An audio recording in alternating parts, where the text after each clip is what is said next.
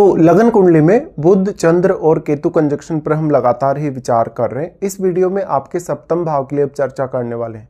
सप्तम भाव में ये कंजक्शन बन रहा है तीनों ग्रहों का, तो आपको सबसे पहले ये देखना होगा कि चंद्रमा आपके चार्ट में कौन से भाव को रिप्रेजेंट करते हुए आपके सप्तम भाव में बैठे हैं। यहाँ चंद्रमा जो केतु के साथ मिलकर यहाँ ग्रहण दोष बना रहे हैं, निश्चित तौर पर आपको यहाँ काफ़ी ज़्यादा परेशानी होगी सप्तम भाव से रिलेटेड फैसले लेने या कुछ भी विचार करने के लिए। अक्सर यहाँ अब ये जो भाव है आपका जीवन साथी का घर है, तो आपका जो जीवन साथी है उनकी पर्सनैलिटी, उनके व्यवहार या उनके जो इमोशनल या उनके जो मेंटल सेंटीमेंट हो उन पर भी इनका असर अवश्य ही पड़ेगा। तो आपका जो जीवन साथी है वो काफ़ी ज़्यादा अंतर्मुखी हो सकता है, वो अपनी बहुत सारी बातें, अपनी बहुत सारी फीलिंग्स आपसे हाइड कर सकता है। साथ में आपको अपने जीवन साथी की फीलिंग्स को समझने, जीवन साथी को अंडरस्टैंड करने में काफ़ी ज़्यादा प्रॉब्लम भी होगी।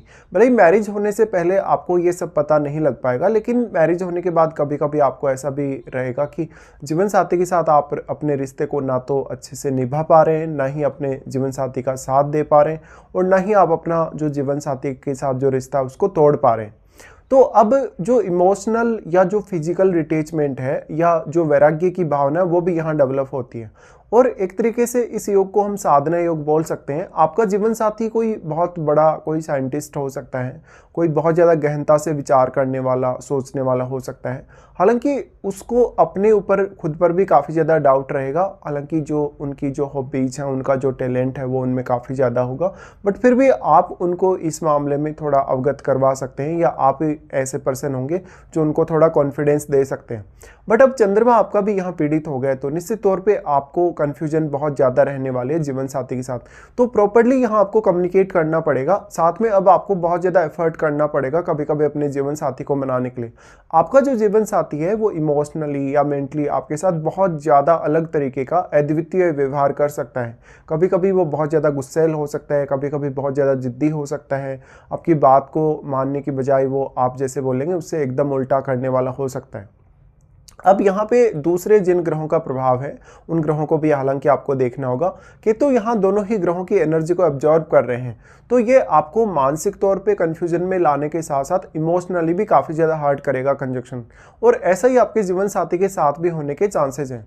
जीवन साथी में आपके जो भी क्वालिटीज़ होंगी, जैसे आपका जीवन साथी का जो पर्सनैलिटी है वो बहुत अच्छा होगा, जीवन साथी का ओवरऑल जो लाइफ है वो काफ़ी ज़्यादा बेटर हो सकता है, लेकिन उनको इनके बारे में आभास नहीं होगा। तो कोई ना कोई उनको इस तरीके से अगर सपोर्ट करे या मोटिवेट करे तो आपके लिए अब जो जीवन साथी का रिश्ता है कुछ हद तक बेहतर हो सकता है। फिर अब यहाँ जो सप्तमेश है आपके चार्ट में, उनका रोल बहुत ज़्यादा इंपॉर्टेंट हो जाता है। सप्तमेश अगर आपके चार्ट में बहुत अच्छी कंडीशन में बैठे हैं या बृहस्पति जैसे ग्रह का अगर एस्पेक्ट हो सप्तम भाव पे, तो कुछ मामलों में आपका जीवन साथी आपके लिए काफ़ी मददगार हो सकता है और आपको एक बेटर अंडरस्टैंडिंग बनाने में कभी कभी मदद मिल सकती है। बट यहाँ अब बुध भी वक्री कंडीशन में नहीं होने चाहिए। अगर बुध वक्री होंगे तो जो केतु का प्रभाव है वो बुध पर और भी ज़्यादा बढ़ जाएगा। बुध जैसा ग्रह आपके बुद्धिमत्ता और आपके टैलेंट को भी दर्शाता है, आपके स्वयं के। हालांकि जीवन साथी के टैलेंट को भी ऐसा बुध दर्शाएगा, बट निश्चित तौर पे यहाँ पर क्योंकि जो जीवन साथी का घर है ये, तो आपको पब्लिकली डील करने के लिए भी काफ़ी ज़्यादा सोचना या विचार करना पड़ेगा। तो कोई भी अगर आप बिजनेस कर रहे हैं, बिजनेस में अपने जीवन साथी को इन्वॉल्व ना करें, उनको पार्टनरशिप में साथ ना लें तो ज़्यादा बेटर है। या फिर आप किसी अदर पर्सन के साथ भी अगर पार्टनरशिप करने जा रहे हैं तो उनके साथ भी पार्टनरशिप को आप थोड़ा अवॉइड कर सकते हैं। यहाँ पे अब आप अपने मानसिक क्षमता और अपनी बौद्धिक क्षमता को एक साथ मिला के यूज नहीं कर पाएंगे, या मानसिक तौर पे और बौद्धिक रूप से आप बहुत ज़्यादा अपने आप को डिटैचमेंट वाली स्थिति में लेकर आ जाएंगे। इस वजह से आपके लिए फैसले लेना उतना आसान नहीं होगा। या तो आप इमोशनली बहुत ज़्यादा परेशान रहेंगे या मेंटली बहुत ज़्यादा स्ट्रेस में रहेंगे। इस वजह से आपको ओवर थिंकिंग करना पड़ेगा। ओवर थिंकिंग जितना ज़्यादा आप करते जाएंगे उतने ज़्यादा आप और ज़्यादा फ्रस्ट्रेट होते जाएंगे, आपके कार्यों में डिले होता जाएगा और इसका असर आपके बिजनेस या आपके किसी भी अन्य पर्टिकुलर कार्य पे पड़ सकता है। तो यहाँ पे मोस्टली आपके अंदर जो मेंटली असंतुष्टि दिखेगी उसकी वजह से आपको गलत निर्णय लेने के लिए भी बाध्य होना पड़ सकता है। अब ये कंजक्शन अगर मेष राशि में बन रहा है, अगर सिंह राशि में बन रहा है या वृश्चिक राशि में बन रहा है, तो आप बहुत ज़्यादा जल्दबाजी करके फैसले लेंगे और आपकी एक्सपेक्टेशंस काफ़ी ज़्यादा होंगे। इस वजह से आपको नुकसान होने की संभावना या आपका जो भी निर्णय आपने लिया उसके गलत होने की संभावना काफ़ी ज़्यादा बढ़ जाती है। यहाँ पे अब अन्य ग्रहों का रोल भी हालांकि इम्पोर्टेंट होगा, बट इस हाउस का एनर्जी और इन जो ग्रह हैं दोनों ही बुध और यहाँ पे जो चंद्रमा है, इनका एनर्जी केतु अपने आप में समाहित कर रहे हैं। तो आपके चार्ट में ये दोनों ही ग्रह जिन भावों के स्वामी हैं उन भावों के साथ कम्युनिकेट करने में भी आपको काफ़ी ज़्यादा प्रॉब्लम्स हो सकती हैं। उन भावों से रिलेटेड कोई भी फैसला लेने, उन भावों से रिलेटेड कोई भी प्रकार का विचार करने में आपको काफ़ी कन्फ्यूजन रह सकता है। तो एक तरीके से आप मेंटली या इमोशनली अपना जितना ज़्यादा एफर्ट करेंगे कहीं ना कहीं उतना आपके लिए अब अच्छा होगा।